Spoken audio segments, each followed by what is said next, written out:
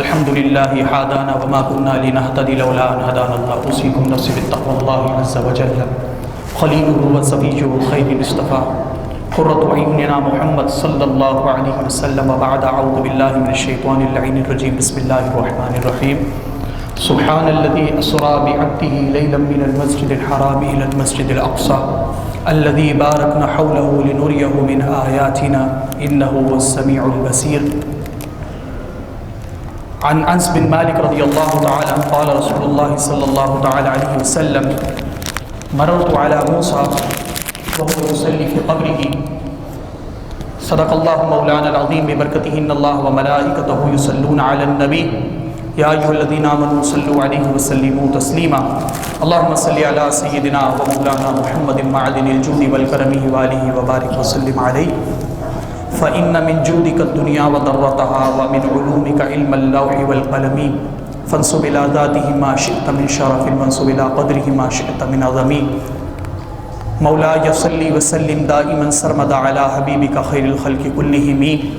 بندہ اے پروردگارم امت احمد نبی دوست دار چار یارم تابع اولاد عدی مذہب حنفی دارم ملت حضرت خلیل خاک پائے غوث اعظم زیر سایہ ہر ولی صدیق اقص حسن کمال محمد است فاروق ذل جاء جلال محمد است عثمان ضیاء شمع کمال محمد است اور حیدر بہار باغ خصال محمد است صلی اللہ تعالی علیہ وسلم. چونکہ سب سے پہلے تو شکر گزار ہوں محترم المقام حضرت علامہ و مولانا مفتی محمد احسن رضا مدنی جو کہ بلا تشبیہ و تمثیل میں اپنی کم سنی سے آپ کو دیکھ رہا ہوں کہ وہ اس مسجد میں امامت اور خطابت کے فرائض انجام دے رہے ہیں اور ایک عرصہ طوالت کے ساتھ آپ دین متین کی خدمت کر رہے ہیں. اور یہ میرے لیے واللہ اس میں کوئی خطیبانہ انداز نہیں ہے, کوئی خطیبانہ جملے نہیں ہیں. یہ میرے لیے واللہ باعث فخر ہے اور یہ میرے لیے آخرت کا سرمایہ ہے کہ جو ہمارے سینئرز ہیں, جو ہمارے بڑے ہیں, آج ان کے سامنے مجھے لب کشائی کا موقع مل رہا ہے. تو میں اللہ جل وعلا سے دعا کرتا ہوں کہ اللہ جل وعلا آپ کے علم میں عمر میں برکتیں عطا فرمائے. اور چونکہ یہ آپ کی مسجد کے امام بھی ہیں اور خطیب بھی ہیں اور آپ کا ان کا برسوں کا ساتھ ہے تو آپ کی بھی یہ ذمہ داری بنتی ہے کہ آپ ان کے ساتھ ہمہ وقت جڑے رہیں. یہ آپ سے نہ پیسہ طلب کر رہے ہیں, نہ مال طلب کر رہے ہیں, نہ کوئی آپ سے کہتے ہیں کہ آپ ان کے ہاتھ چومیں. یہ آپ سے کہتے ہیں کہ دین کی طرف راغب ہو جائیں. تو جب ائمہ مساجد اس طریقے کا کردار ادا کرتے ہیں تو پھر میری اور آپ کی اولین ترجیح یہ ہونی چاہیے کہ ہم ان کے ساتھ کھڑے ہو جائیں. اور چونکہ مجھے نہیں پتا کہ آپ لوگوں کا مزاج کیا ہے اور آپ لوگ کس انداز کی خطابت کو پسند کرتے ہیں, لیکن چونکہ اب میں مہمان کے طور پر آ گیا ہوں تو آپ میرے میزبان ہیں, تو انشاءاللہ امید کرتا ہوں کہ آپ میری بات کو سمجھیں گے بھی اور جہاں تک میں کوشش کروں گا سمجھانے کی تو آپ مجھے بتائیں گے کہ آپ میری بات سمجھ گئے. اور میرا اپنا ایک ذاتی ایک مزاج یہ ہے کہ جب تک آپ بولیں گے اور جب تک میں بولوں گا, آپ کے بولنے سے میں بولوں گا, ورنہ میرا مزاج یہ نہیں ہے. کیوں میں آپ سے بلوانے کا مقصد یہ نہیں ہے کہ مجھے کچھ حاصل ہو رہا ہے, یا اگر آپ نہیں بھی بولیں گے یقیناً آپ میری بات کو سمجھ جائیں گے, لیکن مجھے تسلسل ہوتا ہے کہ یار سامنے والا میری بات کو سمجھ رہا ہے. یعنی کہ ایک مثال کے طور پر میں ان کے سامنے کوئی بات کروں اور میں تواتر کے ساتھ بات کیے جاؤں اور یہ یوں کر کے جب بیٹھے رہیں گے تو میں سمجھ جاؤں گا یار ان کو دلچسپی نہیں ہے, یہ یا تو میری بات سمجھ نہیں پا رہے ہیں یا میں سمجھا نہیں پا رہا ہوں, یا یہ مجھے کہہ رہے ہیں بھائی بس کرو گھر کو جاؤ. لیکن جو ہی یہ میری بات کا رسپانس کرنا شروع کر دیں گے, جو ہی یہ میری بات پر اشارتاً جواب دینا شروع کر دیں گے تو میں یہ سمجھ جاؤں گا کہ یار یہ میری بات سمجھ بھی رہے ہیں اور اس میں دلچسپی بھی ظاہر کر رہے ہیں. تو آپ تمام آباد لوگ چونکہ آج جس ہستی کا ہم ذکر کرنے یہاں موجود ہیں, قرآن کو الحمد سے لے کر والناس تک جس بھی زاویے سے دیکھیں گے, جس بھی طریقے سے دیکھیں گے, اٹھا کے دیکھیں, اوپر سے دیکھیں, دائیں سے دیکھیں, بائیں سے دیکھیں, جس صورت کو کھولیں, جس آیت کو کھولیں, آپ کو ایک ہی ذات نظر آئے گی, وہ ذات مصطفیٰ کریم کی ہے. وہ کہتے تھے نا کہ آیتوں سے ملاتا رہا آیتیں, پھر جو دیکھا تو باتیں نبی بن گئی. وہ کب ہوا کہ جب آپ شان مصطفیٰ کو سنیں گے. اور آج ہمارے معاشرے میں جو بگاڑ پیدا ہوا ہے اس کی اول وجہ, سب سے بڑی وجہ یہ ہے کہ ہم نے اپنا تعلق رسول اللہ کے ساتھ توڑ دیا. جب تک اس امت کا تعلق, اس قوم کا تعلق, مسلمانوں کا تعلق, اہل سنہ حق والجماعت کا تعلق اپنے آقا اور مولا صلی اللہ علیہ وسلم کے ساتھ مضبوط تھا, جب تک یہ پوری دنیا کے اندر راج کیا کرتے تھے. انسان کی معراج کیا ہے؟ حضور کی معراج کا تو ہم نے سن لیا نا بھائی کہ آپ چونکہ آپ نے کسی کی عمر 50 سال ہے، کسی کی 25 سال ہے، کسی کی 20 سال ہے، کسی کی 22 سال ہے، ہم ہر سال ہر محفل میں معراج مصطفیٰ کو سن رہے ہیں، اور یقیناً ہم میں سے ترتیب کے ساتھ لوگوں کو معراج مصطفیٰ پتہ ہوتی ہے کہ امام صاحب نے اب بتا دیا کہ بھئی یہ مرحلہ آیا، اب اس کے بعد امام صاحب نے یہ کہنا ہے. کیوں؟ کیونکہ ہم تواتر کے ساتھ سن رہے ہیں.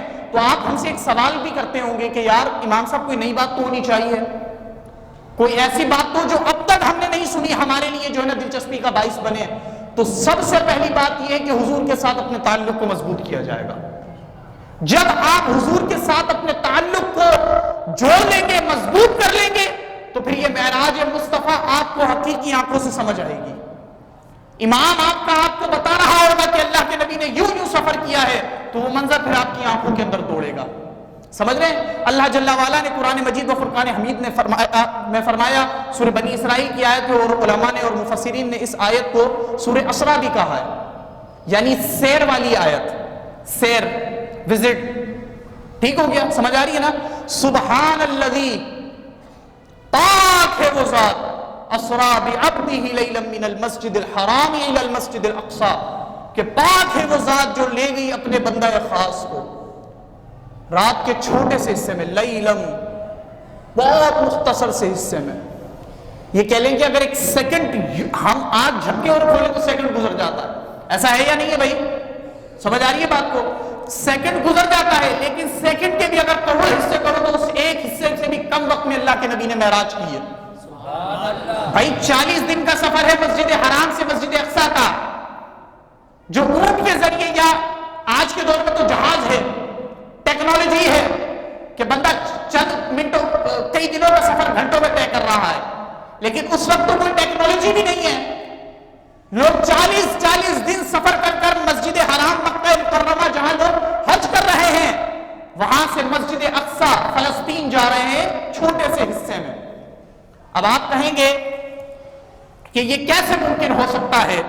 تو امام آلوسی رحمت اللہ تعالی علیہ کی بارگاہ میں ایک شخص آیا اور اس نے آ کر کہا، بڑوں کی باتیں نا بڑی ہوتی ہیں، ایک جب بچہ بات کرے گا تو آپ کہہ سکیں گے کہ اس بچے نے کہی ہے، لیکن اسی کے مقابلے میں اگر وہی بات کوئی بڑا کہے گا تو بولیں گے ہاں یار کسی سمجھدار شخص نے کی ہے، کسی دانا شخص نے کی ہے. امام آلوسی رحمت اللہ تعالی علیہ کی بارگاہ میں ایک شاگرد حاضر ہوا، حاضر ہو کر کہنے لگا حضور، ہم جو اللہ کے نبی صلی اللہ تعالی علیہ وسلم کی معراج کو مانتے ہیں، یعنی عقل سے ورا ہے، انسپیکٹیبل ہے، اسے سمجھا نہیں جا سکتا کہ ایسا کیسے ممکن ہو سکتا ہے کہ چھوٹے سے حصے کے اندر رات کے سیکنڈ کے بھی کروڑ حصے کرو تو اس ایک حصے سے بھی کم وقت لگا کہ آپ مسجد حرام سے مسجد اقصی چلے گئے، وہاں انبیاء کو نماز بھی پڑھا دی، وہاں خطبے بھی انبیاء نے دے دیے، پھر آپ آسمانوں میں بھی گئے اور لامکانوں میں، پھر وہاں جہاں نہ مکاں ہے نہ مکین ہے، پھر اپنے رب سے ملاقات کر کے پھر واپس تشریف لے آئے. یہ کیسے ہو سکتا ہے؟ عقل میں نہیں آتی. تو وہ شاگرد امام آلوسی کو کہنے لگے حضور ہم تو مانتے اس لیے ہیں کہ اس میں لفظ سبحان موجود ہے. آیت کا شروع کہاں سے؟ سبحان الذی، پاک ہے وہ ذات جو اسرا، جس نے سحر کرائی، کس کو؟ بعبدہ، اپنے بندہ خاص کو. کہنے لگے ہم جو معراج کو تسلیم کرتے ہیں اور ایکسپٹ کرتے ہیں، آنکھیں بند کر کے مانتے ہیں، وہ اس لیے مانتے ہیں کیونکہ اس میں لفظ سبحان موجود ہے. اس ذات نے سحر کرائی ہے کہ جو کہ پاک ہے. ہم تو اللہ کی وجہ سے اس آیت پر آنکھیں بند کرتے ہیں. میں نے پہلے کہا کہ بڑوں کی بات بڑی ہوتی ہے. امام آلوسی رحمت اللہ تعالی علیہ نے فرمایا، آپ نے فرمایا کہ ہم معراج کو سبحان کی وجہ سے نہیں مانتے، بلکہ سبحان کو صاحب معراج کی وجہ سے مانتے ہیں. بات سمجھ آئی؟ کہ لگے ہم سبحان کو معراج کی وجہ سے نہیں جانتے، بلکہ ہم معراج کی وجہ سے سبحان کو جان رہے ہیں. اس معراج نے ہمیں اپنے رب تک پہنچایا ہے. بھائی دیکھیے نا، جناب آدم علیہ السلام ہے، جناب موسیٰ علیہ السلام ہے، جناب ابراہیم علیہ السلام ہے، جناب لوط علیہ السلام ہے، جناب یعقوب علیہ السلام ہے، جناب شیث علیہ السلام ہے، جناب ایوب علیہ السلام ہے، جناب ادریس علیہ السلام ہے.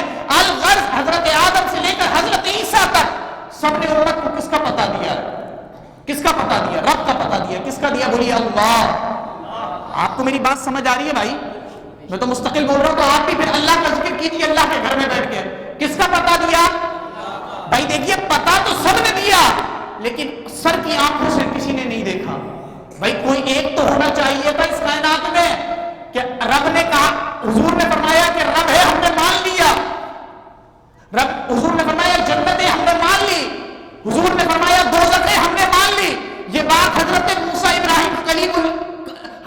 ابراہیم خلیل اللہ، حضرت عیسیٰ روح اللہ، حضرت آدم صفی اللہ، نوح نجی اللہ، ہر ایک نے یہی بات کی ہے کہ رب بھی ہے، جنت بھی ہے، دوزخ بھی ہے، یوم جزا بھی ہے، لامکان بھی ہے، فلاں آسمان بھی ہے، فلاں آسمان بھی ہے۔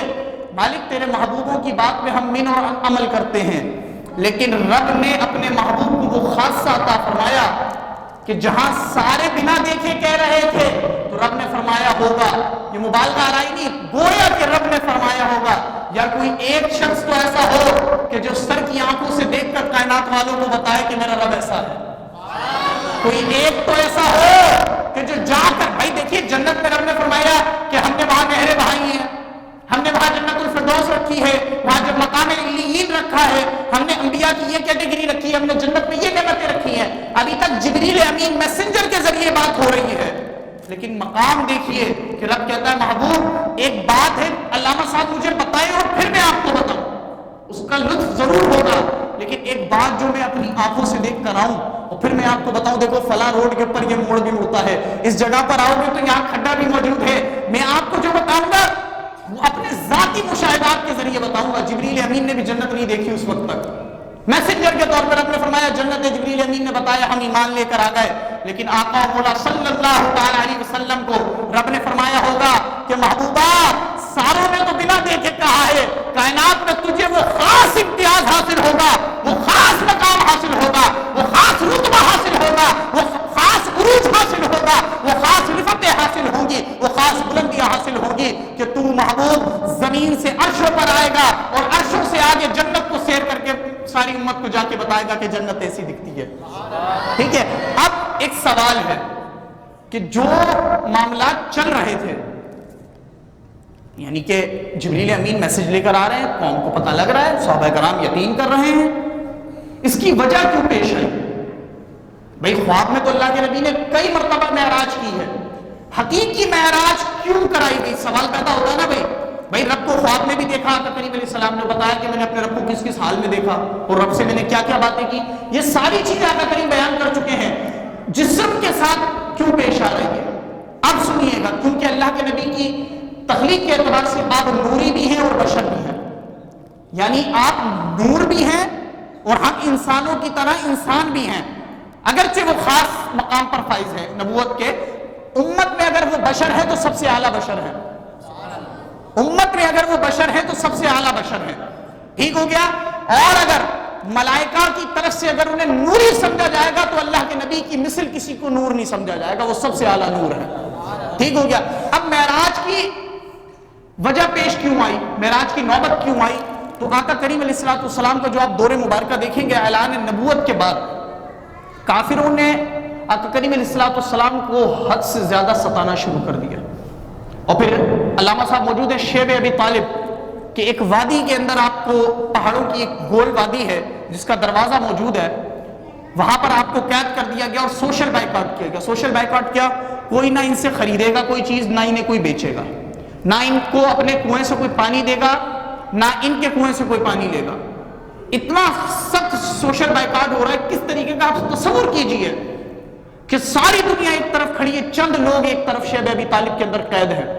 آقا کریم علیہ السلام نے، مورخین نے یہاں پر لکھا کہ شیب ابی طالب نے وہ مشاکل اللہ کے نبی نے فیس کی ہیں، وہ مشاکلیں دیکھی ہیں کہ کھانے کو کئی دن کوئی چیز نہیں ہوتی تھی، ہم نے جو ہے نا پتے کھا کے گزارا کیا ہے، جس طرح بکری مینگنی کرتی ہے، جو بکری کی حالت ہوتی ہے، اللہ کے نبی صلی اللہ علیہ وسلم نے فرمایا کہ ہماری وہ حالت ہو گئی تھی کہ ہم نے اس قدر پتے کھائے تھے شیب ابی طالب، اتنی تکلیف کے مراحل سے ہم گزرے۔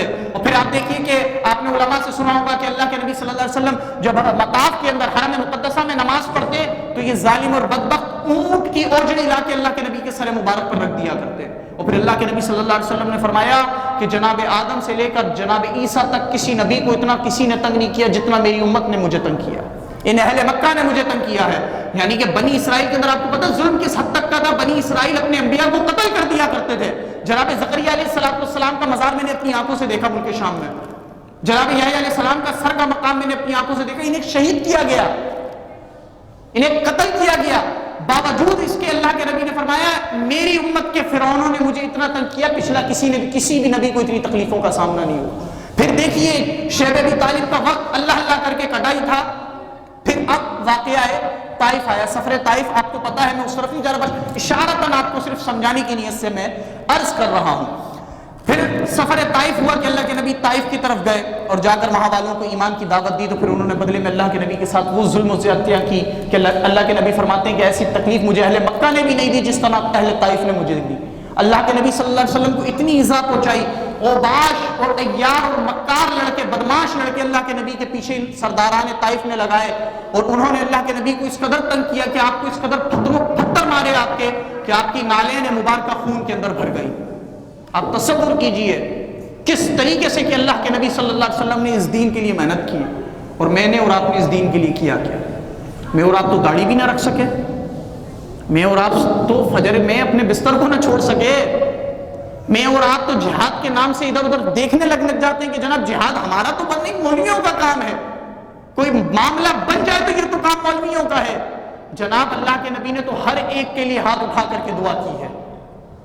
پھر اعلیٰ حضرت نے کہا تھا وہ جو نہ بھولا ہم غریبوں کو رضا، یاد اس کی اپنی عادت کیجئے. خیر سفر طائف گزر گیا. اللہ کے نبی صلی اللہ علیہ وسلم تشنگی میں ہیں، تکلیف میں ہیں، دل بڑا غمزدہ ہے. پھر ایک رات ایسا ہوتا ہے آپ اپنی پھپھو زاد بہن ام ہانی، چچا زاد بہن ابو طالب رضی اللہ، جناب ابو طالب کی بیٹی اور حضرت علی کی بڑی بہن ام ہانی کے گھر موجود تھے اور وہاں آپ آرام فرما رہے تھے. پھر جبریل امین آیا، آپ نے سنا ہوگا کہ وہ قدموں کو چوما. اللہ کے نبی صلی اللہ علیہ وسلم کا پروٹوکول پتہ ہے کس طریقے کا ہے؟ کسی بڑے بندے کو کوئی بڑا بندہ آپ کی مسجد میں آ رہا ہوگا نا تو امام صاحب گیٹ کے باہر کھڑے ہوں گے ان کے انتظار کرنے کے. وہ کیوں کھڑے ہوں گے؟ آپ لوگوں کو اہمیت بتا رہے ہوں گے کہ جناب وہ اتنا بڑا بندہ ہے، میں خود باہر امام آپ لوگوں کا پیشوا رہنما ہونے کے بعد میں اسے باہر لینے کے لیے جا رہا ہوں. اندازہ لگائیے کتنی ہائی پروفائل شخصیت ہے، کتنا بڑا بندہ ہے. دیکھیے جب اللہ کے نبی کو معراج کے لیے جبریل امین آ رہے، 3 اولو العزم، 3 بڑے فرشتے. کتنے ہیں؟ اب بولیے بھائی، میں نے آپ کو پہلے کہا تھا آپ بولیں گے تو میں بولوں گا. اب آپ کی بولنے کی تیاری شروع کر لیں. کتنے فرشتے؟ 3 فرشتے، جناب جبریل، جناب میکائیل اور جناب اسرافیل. یہ تینوں فرشتے اللہ کے نبی کو تشریف لے کر آئے زمین پر لے جانے کے لیے معراج کے لیے، اور ہر فرشتے کے ساتھ 70,000 فرشتے موجود ہیں. یہ پروٹوکول ہے.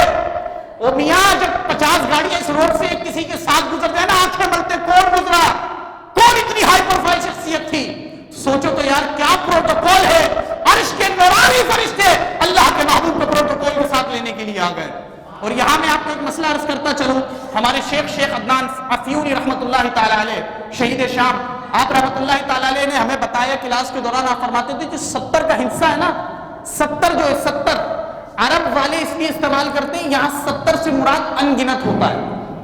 بہت زیادہ جب ہو جاتا ہے نا تو وہ بتانے کے لیے کہ اشارتاً یار 70,000 اسپیسیفک 70,000 نہیں ہوتے، حقیقتاً نہیں ہوتے. وہ کہتے ہیں اس سے زیادہ ہوتے ہیں تو ہم بتاتے ہیں کہ بھائی اب اسے کاؤنٹ نہیں کیا جا سکتا، تو لہٰذا ہم آپ کو صرف نشانی دے رہے ہیں کہ وہ 70,000 ہوں گے. یعنی 2,10,000 تو ویسے ہی بن رہے ہیں. لیکن اللہ عرب کی نظر سے اگر آپ دیکھیں تو اللہ نے اپنے حبیب کو کس طرح پروٹوکول دیا. ان گنت فرشتوں کے ساتھ اللہ نے اپنے حبیب کو عرش پر بلایا. سمجھ آیا؟ پھر آپ دیکھیے جبریل امین نے جب دیکھا، وہ آپ سو رہے تھے، آپ نے سنا ہوگا کافر ہونٹ تھے، ٹھنڈے ہونٹ تھے، برف کے ہونٹ تھے، کافور کے ہونٹ بنے ہوئے. جبریل امین ہمیشہ کہتے تھے کہ تمام کے صحیح ہیں اور میرے برف کے کیوں ہیں؟ تو اللہ نے کبھی جواب نہیں دیا. اور پھر جب عرش پر گئے واپس کے، اللہ کے نبی آپ کے محبوب تو سو رہے ہیں، اب کیا کیا جائے؟ تو ندا آئی کہ بھئی جو ہونٹ تمہارے کافوری ہیں انہیں قدموں میں مصطفیٰ پر لگاؤ، اور لگاؤ گے تو اس کی ٹھنڈک سے اللہ کے محبوب بیدار ہو جائیں گے.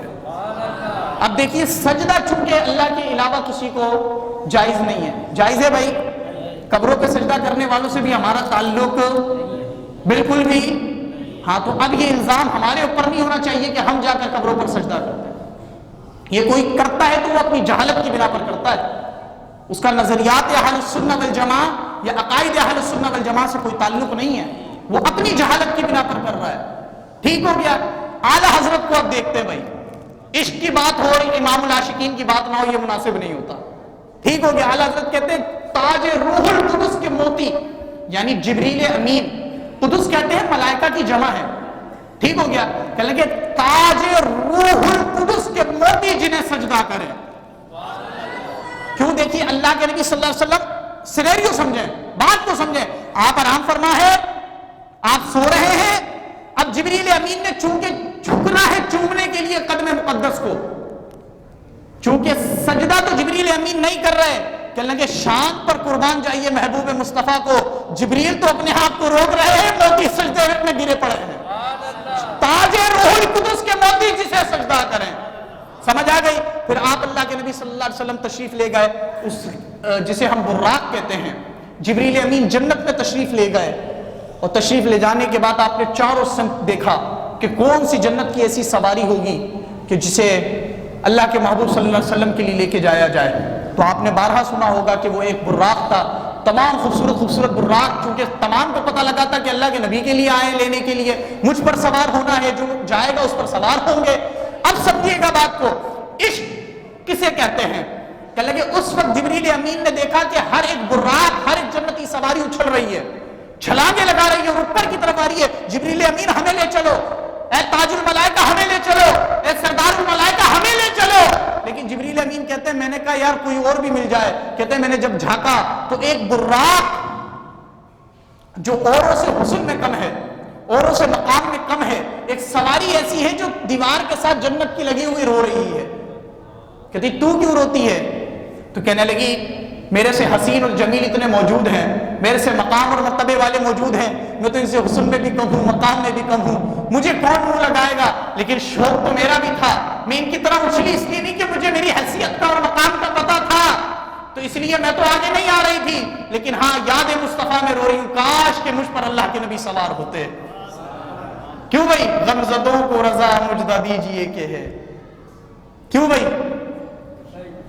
بڑے بڑے لوگ، بڑے بڑے براق، بڑی بڑی جنت کی سواریاں، بڑے بڑے مقام اور مرتبے والے، بڑے بڑے حسین اور جمیل براق، پیچھے رہ گئے جبریل امین نے اس براق کو نکالا جو یاد مصطفیٰ میں آنسو بہا رہے تھے، اس کو لے کر پھر اللہ کے نبی کی بارگاہ میں حاضر ہوئے اور اللہ کے نبی اس پر تشریف جلوہ گر ہوئے۔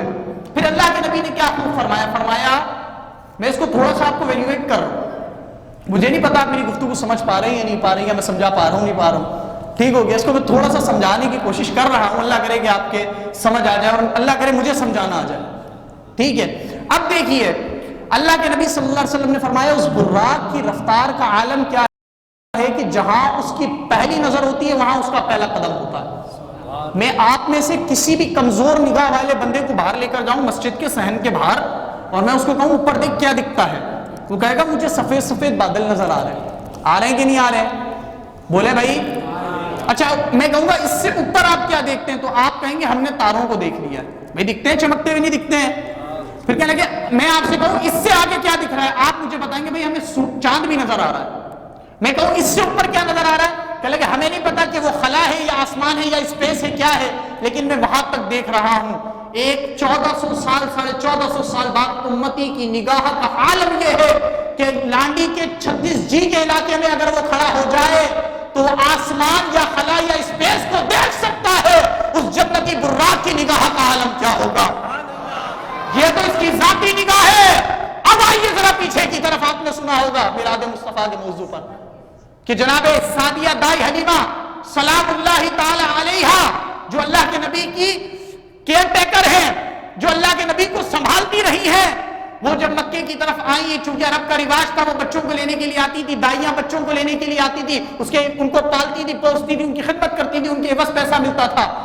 حضرت حلیمہ کہتی ہیں کہ میری سواری غربت کی وجہ سے اتنی کمزور اور لاغر تھی، وہ چل نہیں سکتی تھی، تمام جو ہمارے ساتھ دائیاں نکلی وہ مکے میں پہلے ان ہو گئی، ہم سب سے آخر میں آئے تو ہمیں محمد رسول اللہ ملے۔ کہنے لگے اس کے پیسے اوروں کے مقابلے میں بھی کم تھے، تو میں نے اپنے شوہر کو، میرے شوہر نے مجھے کہا کہ یار یہ تو بڑے پیسے کم دیتے ہیں۔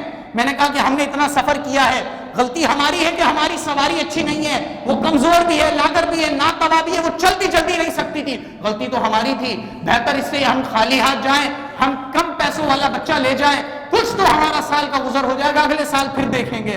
حضرت حلیمہ فرماتی ہیں جو ہی ہم دوبارہ سواری پر سوار ہوئے، محمد رسول اللہ صلی اللہ تعالی علیہ وسلم کی برکتوں کی وجہ سے وہ سواری جو مکے آتے وقت سب سے پیچھے رہ گئی تھی، اللہ کے نبی کی نبوت کی برکت سے، ان کی عنایت خاص کی برکت سے، اللہ کے فضل خاص کی برکت سے وہ ایسی دوڑی کے جتنے نکل چکے تھے تمام کو پیچھے چھوڑ دیا تھا۔ اور ساتھ والے جو مذاق اڑا رہے تھے اور مسکرا کے دیکھ رہے تھے کہ یار حلیمہ تیری کمزور ہے، سواری چلتی نہیں، ہم تو پہنچ گئے، ہم تو بچے واپس لے کر آ گئے، ابھی تک تو مکے ہی نہیں پہنچی ہے، وہ بھی اب کانا پھوسیاں کر رہے ہیں، لگتا ہے حلیمہ کے پاس زیادہ مالدار بچہ آ گیا ہے، اس نے تو شاید نہیں سواری لے لی ہے۔ تو آپس میں جب سب بات کریں تو حضرت حلیمہ فرماتی ہیں کہ تم سواری کو دیکھ رہے ہو، سواری وہی ہے، سوار کو دیکھو، سوار بدل چکا ہے۔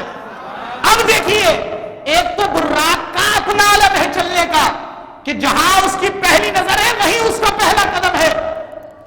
جب اللہ کے نبی صلی اللہ تعالی علیہ وسلم اس کی پشت پر سوار ہوئے ہوں گے تو اس کی رفتار کا عالم کیا ہوگا؟ سمجھ آئی بھائی؟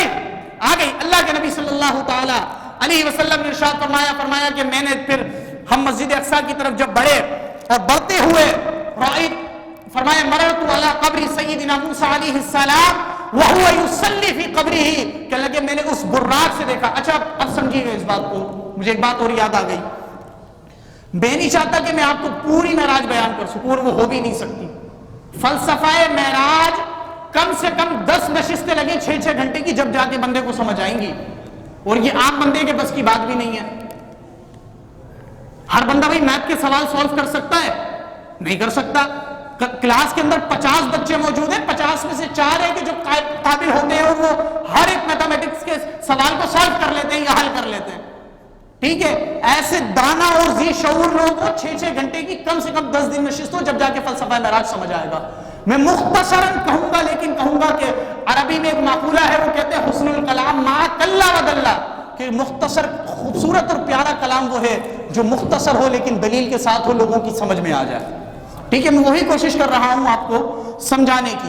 اب سمجھیے گا بات کو، آپ ٹرین میں آپ نے سفر کیا ہوگا، ٹھیک ہو گیا؟ آپ نے باہر ملکوں میں جو آپ ساتھی گئے ہوں گے، جنہوں نے وہاں پر بلٹ ٹرینز کا جو ہے نا وزٹ کیا یا وہاں کا ایکسپیریمنٹ کیا، یا آپ ایران گئے ہوں گے یا دبئی گئے ہوں گے یا مسقط وغیرہ، عمان وغیرہ، ان کی جو ہائی پروفائل کنٹریز ہیں، وہاں پر بلٹ ٹرین چلتی ہے جو سیکنڈوں کے اندر گزر جاتی ہے۔ شخص اگر اس کے اندر بیٹھے رفتار کے ساتھ، یہ تو نظر آ سکتا ہے کہ کوئی چیز گزری ہے، لیکن رفتار کی وجہ سے سمجھ نہیں آ سکتا کہ کیا ہے۔ بہت تیزی سے میں گزرا، بھائی سمجھ آ رہی ہے؟ اردو بول رہا ہوں بھائی، کہیے نا سبحان اللہ، سمجھ آ رہی ہے نا؟ اب یہ آپ کی سبحان اللہ بتا رہی ہے، میں اپنی بات کو آپ کو سمجھا پا رہا ہوں، ٹھیک ہو گیا؟ دیکھیے کوئی شخص بہت تیزی کے ساتھ، رفتار کے ساتھ کوئی گزری کوئی چیز، کوئی پہاڑ ہو تو بندہ گمان نہیں کر سکتا یار یہ پہاڑ تھا یا انسان تھا یا اور کوئی چیز تھی، بس سمجھ سکتا ہے۔ لیکن یہ تو بلٹ ٹرین کا عالم ہے۔ اللہ کے نبی نے فرمایا جنتی براق بجلی کا بنا ہوا ہے، ہاں، جہاں اس کی پہلی نظر ہے وہاں اس کا پہلا قدم ہے۔ تو بتاؤ اللہ کے نبی کی نگاہوں کا عالم، کہ فرماتے مررت علی سیدنا موسیٰ، میں نے حضرت موسیٰ کے ٹیلے کے پاس سے جب گزرا، لال ٹیلا تھا، میں نے کیا دیکھا؟ وہو یصلی فی قبرہ، کہ لگے میں نے دیکھا حضرت موسیٰ اپنی قبر میں نماز پڑھ رہے ہیں۔ بھائی بتاؤ، ابھی تو مسجد اقصی پہنچے ہی نہیں ہے، حضرت موسیٰ کو دیکھا نہیں ہے، لیکن نگاہ مصطفیٰ کا عالم یہ ہے کہ پہچان بھی رکھتے ہیں اور بتا بھی رہے ہیں کہ کون کیا کر رہا ہے۔ اب دیکھیے اللہ کے نبی فرماتے ہیں کہ میں مسجد اقصی پہنچا۔ کہاں پہنچا؟ مسجد اقصی کیا ہے بھائی؟ بیٹا آپ خاموش ہو جائیں، مہربانی کریں، درود شریف پڑھیں، اللہم صلی علی سیدنا مولانا محمد معدن الجود والکرم وعلی وبارک وسلم علیہ۔ اب دیکھیے مسجد اقصی کیا ہے؟ موجودہ فلسطین، ٹھیک ہو گیا؟ آج فلسطین کے مسلمانوں کے ساتھ کیا ظلم ہو رہا ہے، اس میں میرا اور آپ کا کردار کیا ہے؟ آپ کو پتہ ہے بندہ مومن دعاؤں کو تو ہتھیار سمجھتا ہے، لیکن اس سے آگے بڑھنے کی اللہ نے اس کو حکم دیا ہے، جہاد کا حکم دیا ہے۔ خیر وہ جہاد تو نہیں ہو سکتا، کیوں نہیں ہو سکتا؟ ہمارے معاملات آپ کو پتہ ہے، پھر میں اگر اس طرف جاؤں تو پھر لوگ کہتے ہیں کہ امام صاحب غلط بات کر رہے ہیں آپ تو ہو تکلیف اٹھے گی۔ خیر وہ ایک الگ مسئلہ ہے۔ میرا اور آپ کا کردار اس کے اندر سارا کیا ہونا چاہیے کہ ہم انہیں سوشل طور پر ان دشمن عناصر کو کمزور کر سکتے ہیں۔ اس کا سب سے بہترین طریقہ ہے بائیکاٹ۔ اسرائیل کی کوئی بھی پروڈکٹ آپ جب نہیں خریدیں گے، انہیں مالی طور پر آپ ضرر پہنچائیں گے۔ یعنی کہ جو بھی میں آپ کو خدا را اللہ کے گھر میں آج شب معراج پر آپ اس نبی کی صلی اللہ تعالی علیہ وسلم اس معراج کا واقعہ سننے آئے کہ جس نبی نے حضرت تمام انبیاء کو اقصی کے اندر نماز پڑھائی تھی، میں اسی اقصی کے تحفظ کے لیے آپ کو کہہ رہا ہوں انشاءاللہ بائیکاٹ کریں گے یا نہیں کریں گے؟ اسرائیلی پروڈکٹ جو آپ کے علم میں ہے آپ ان سے بچیں، اس کا متبادل اختیار کریں۔ یار ہم آج کیوں پیچھے؟ ہماری اکانومی کہاں گئی؟ ہماری معیشت کہاں گئی؟ یہ تو ہمارے نااہل ہمارے اوپر جو موجود ہیں، یہ تو ان کی غلطیاں ہیں کہ آج وہ ایک صابن بھی ہمیں ڈھنگ کا بنا کر نہیں دے سکے، وہ بھی لینے کے لیے ہمیں برطانیہ یا فرانس یا اسرائیل کی طرف دیکھنا پڑتا ہے۔ وہ ایک اچھی کولڈ ڈرنک ہمیں بنا کر نہیں دے سکے جو ہمیں کورک، پیپسی اور اسٹنگ کی طرف جانا پڑتا ہے۔ لیکن آپ اسٹنگ اگر نہیں پئیں گے تو مر تھوڑی جائیں گے؟ مر جائیں گے بھائی؟ نہیں مریں گے تو پھر آج سے اسٹنگ پئیں گے؟ آپ نہیں پئیں گے بولے؟ میں آپ کو سچی بتا رہا ہوں، اللہ کے نبی صلی اللہ علیہ وسلم میں ترجمہ آخری عبارت کا نہیں کروں گا علامہ صاحب، وہ آپ پر ہوئے، وہ آپ موقع کا محل دیکھ کے آپ کیجئے گا۔ اللہ کے نبی صلی اللہ علیہ وسلم نے فرمایا مَن مَشَىٰ مَعَ ظَالِمٍ يَعْلَمُ أَنَّهُ ظَالِمٌ، کہ کوئی شخص کسی ظالم کے ساتھ چلا اور وہ جانتا تھا کہ یہ شخص ظالم ہے، فقط خرج من الاسلام۔ یہ ترجمہ میں نہیں کر رہا ہوں ورنہ بات بہت آگے نکل جانی ہے، یہ ترجمہ ادھار چھوڑ گیا۔ آپ سوچئے اللہ کے نبی نے کیا جملے ارشاد فرمایا۔ بہرحال آپ نے بائیکاٹ جاری رکھنا ہے، ٹھیک ہو گیا۔ اللہ کے نبی صلی اللہ علیہ وسلم فرماتے ہیں کہ جب میں وہاں پہنچا مسجد اقصیٰ میں تو میں نے جب نظر دوڑائی تو وہاں حضرت آدم سے لے کر حضرت عیسیٰ علیہ السلام تک تمام موجود ہیں، ٹھیک ہو گیا سارے۔ تو کہنے لگے پھر جبریل امین نے آذان دی، کیا دی؟ کیا دی؟ آپ پیچھے والوں پر کوئی مسئلہ وغیرہ ہے؟ آپ بھی کہیے نا بھائی، کیا دی؟ آذان دی۔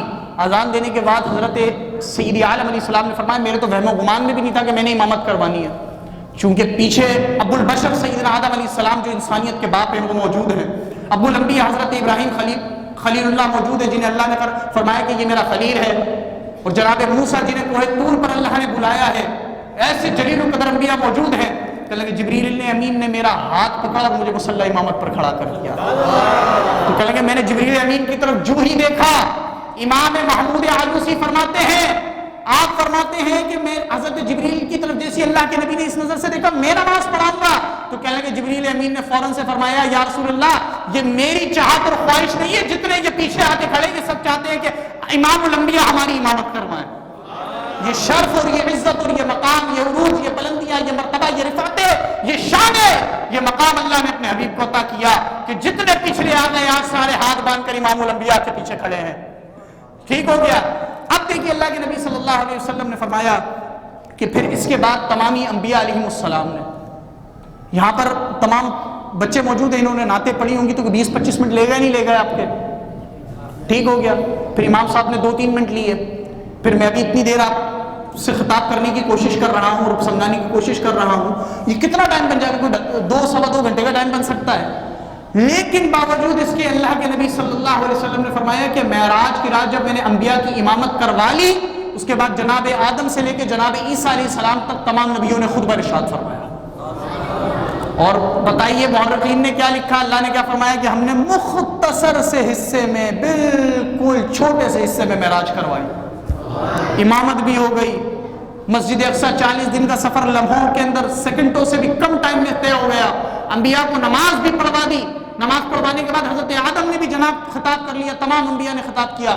اللہ کے نبی صلی اللہ تعالی علیہ وسلم نے ارشاد فرمایا کہ تمام انبیاء نے اپنی بات کی کہ اللہ نے مجھے آدم صفی اللہ بنا کے بھیجا، کسی نے کہا اللہ نے مجھے عیسیٰ روح اللہ بنا کر بھیجا، کہ لگا کسی نے کہا مجھے اسماعیل ذبیح اللہ بنا کر بھیجا، کہ لگا کسی نے کہا نوح نجی اللہ بنا کر کے بھیجا، کوئی کسی نے کہا کہ جناب مجھے موسیٰ کلیم اللہ بنا کر بھیجا، کہ لگا کسی نے کچھ کہا کسی نے کچھ کہا، لیکن جب میری بات آئی تو میں نے مخلوق خدا کی بات کی ہے۔ آ گئی وہ بات جو نہ بھولا ہم غریبوں کو رضا۔ یہاں تو انٹروڈکشن ہونا چاہیے، یہاں تو حال احوال بتانے چاہیے، یہاں تو اپنی بات کہنی چاہیے کہ تم اگر صفی اللہ ہو، تم نجی اللہ ہو، تم کلیم اللہ ہو، تم روح اللہ ہو، تم ذبیح اللہ ہو، تو میں حبیب اللہ ہوں۔ تو اللہ کے نبی نے یہ نہیں فرمایا ہماری اور آپ کی بات کہیے سبحان اللہ، کیا بات کی؟ کہیں گے الحمدللہ الذی ارسلنی رحمۃ للعالمین۔ اللہ حضور فرماتے ہیں میں نے کہا کہ تمام تعریف اس رب جہاں کے لیے کہ جس نے مجھے تمام جہانوں کے لیے رحمت بنا کے بھیجا۔ اب قیامت تک جو بھی گناہگار ہے وہ مصطفیٰ کریم کی رحمت کی طرف نگاہیں لگا کر کھڑے ہو جائے۔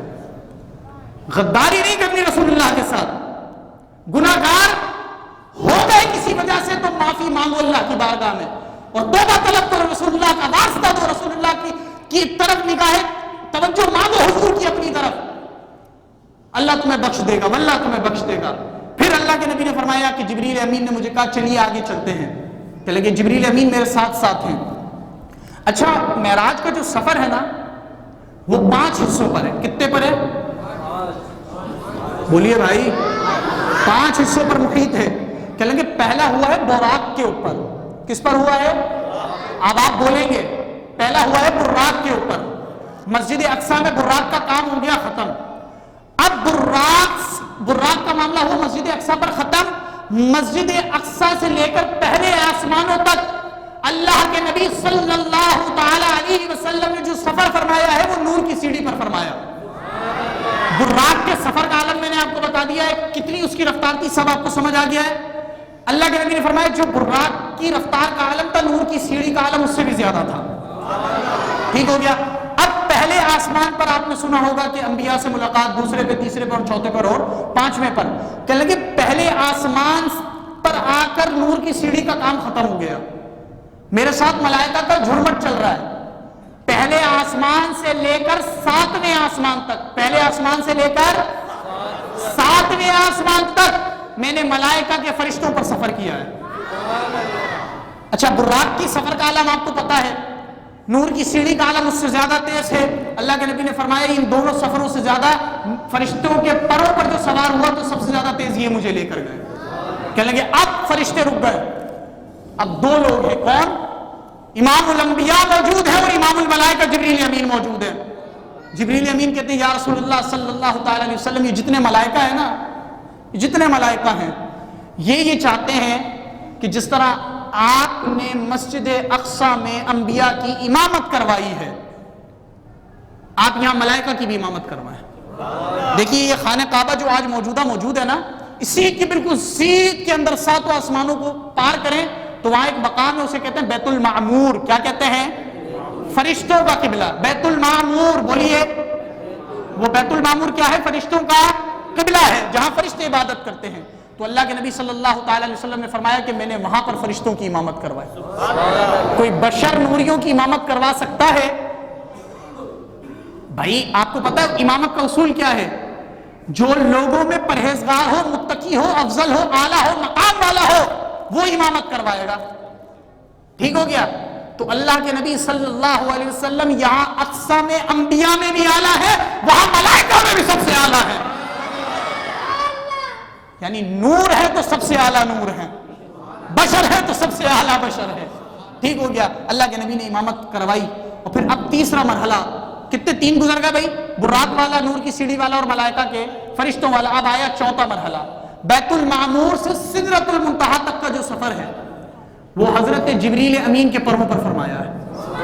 آپ سوچ سکتے ہیں, آپ تصور کیجئے جو ملائکہ کا سردار ہو, اللہ فرمائے کہ ہم نے نور سے خلق کیا ہے, نور سے بنایا ہے, یہ گناہوں سے پاک ہیں, اور ان کا پھر سردار ہو, اس کے پروں پر امام الانبیاء سوار ہو. کیا اللہ نے اپنے محبوب کو شان عطا کی. اللہ اکبر. پھر کہتے ہیں کہ سدرۃ المنتہا پہ جبریل امین گئے, جا کر کہنے لگے مالک یا رسول اللہ اب یہ میری حد ہے, اس سے آگے آپ نے جانا ہے. اچھا مولانا روم رحمۃ اللہ تعالی علیہ جو صوفیوں کے پیشوا اور امام ہیں, آپ رحمۃ اللہ تعالی علیہ فرماتے ہیں اگر اس رات جبریل امین اللہ کے نبی کا ہاتھ پکڑ کر لامکانوں میں داخل ہو جاتے تو جبریل امین کے پر نہیں جلتے. کیوں؟ کیونکہ ذات مصطفیٰ ساتھ موجود تھی.